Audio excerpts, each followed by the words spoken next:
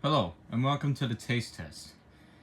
With a blast of heat and citrus, and flavor with other natural flavors, Mountain Dew Flaming Hot. This caught my interest because it sounds weird, and I'm going to drink it.